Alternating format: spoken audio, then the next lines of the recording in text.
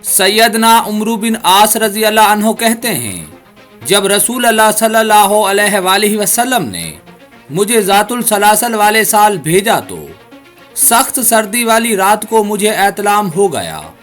मुझे ये ख़तरा था कि अगर मैंने गुस्ल किया तो मर जाऊंगा, इसलिए मैंने तयम्मुम किया और अपने साथियों को नमाज फजर पढ़ाई।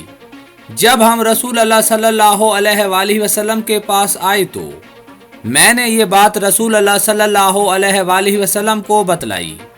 आप सल्लल्लाहु अलैहि वसल्लम ने फरमाया, ए उमरू, तूने अपने साथियों को जनाबत की हालत में ही नमाज पढ़ा दी।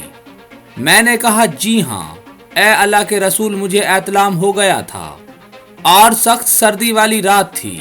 मुझे ये डर होने लगा कि अगर मैंने गुस्ल किया तो मर जाऊंगा, जबकि मुझे अल्लाह ताला का ये फरमान भी याद आ रहा था, अपने आप को कत्ल ना करो, बेशक अल्लाह ताला तुम्हारे साथ हमेशा से बहुत रहम करने वाला है। इसलिए मैंने तयम्मुम करके नमाज पढ़ा दी। ये सुनकर रसूल अल्लाह सल्लल्लाहु अलैहि वसल्लम मुस्कुरा पड़े और कुछ ना कहा। अबू जुबैर कहते हैं, मैंने सैयदना जाबर रजी अल्लाह अन्हु से गुस्ल के बारे में सवाल किया। इन्होंने जवाबन कहा, बनु सकीफ के लोग नबी करीम सल्लल्लाहु अलैहि वसल्लम के पास आए और कहा, बेशक हमारे इलाके में सर्दी पड़ती है, तो फिर आप हमें गुस्ल के बारे में क्या हुक्म देते हैं? नबी करीम सल्लल्लाहु अलैहि वसल्लम ने फरमाया, मैं तो अपने सर पर 3 दफ़ा पानी डालता हूँ।